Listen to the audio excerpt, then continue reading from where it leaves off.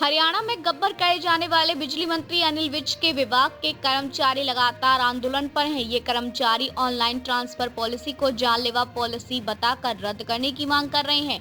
गौरतलब है कि हरियाणा सरकार लगभग हर विभाग में ऑनलाइन ट्रांसफर पॉलिसी लागू कर रही है।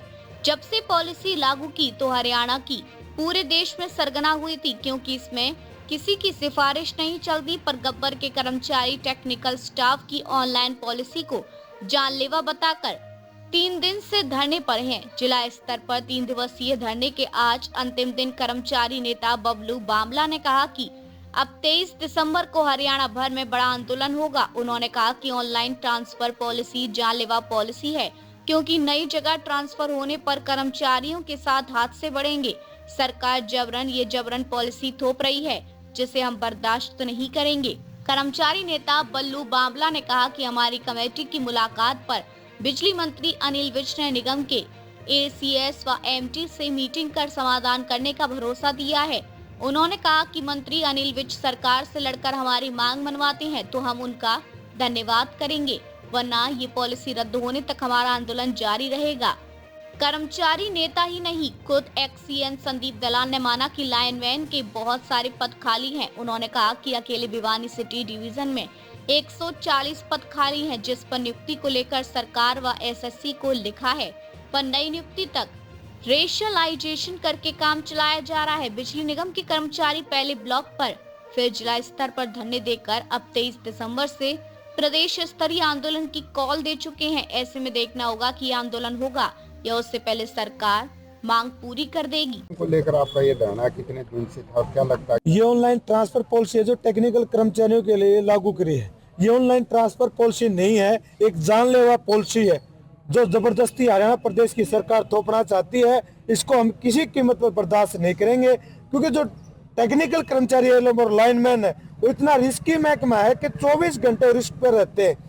जहाँ उन्हें लाइनों का पता है, अगर ये ऑनलाइन ट्रांसफर पॉलिसी होगी तो दूर दराज के इलाके में जाएंगे और यहाँ से दूसरे आएंगे तो उन लाइनों का पता नहीं होगा। जो हमारे हादसे होने की जो संभावना है, आज का दिन एक एक परिवार का अगर कोई सदस्य, आज जिसका एक लड़का है और इस हादसे का शिकार हो जाए तो परिवार कहाँ जाएगा? सरकार को ये देखना चाहिए, इस पॉलिसी को रद्द करना चाहिए, किसी की जानलेवा पॉलिसी लागू नहीं करनी चाहिए। आने वाले समय में पूरे हरियाणा प्रदेश में 23 तारीख को भिवानी सर्कल के दादरी और भिवानी जिले का तमाम कर्मचारी हाथ उठने का काम करेगा और सरकार को अपनी एकता का परिचय देगा। ऑनलाइन ट्रांसफर पॉलिसी जब तक रद्द नहीं हो जाती, जब तक हमारा आंदोलन जारी रहेगा। सरकार से अभी कोई बातचीत नहीं है। हमारी जो नेतृत्व है वो बिजली मंत्री से कल परसों ही मिला था, उनकी अच्छी बातचीत हुई है। मंत्री जी ने उनको विश्वास दिलाया है कि जल्द ही आपकी एसीएस पावर एमडी है उन सभी को बुलाकर एक मीटिंग करने का काम करेंगे।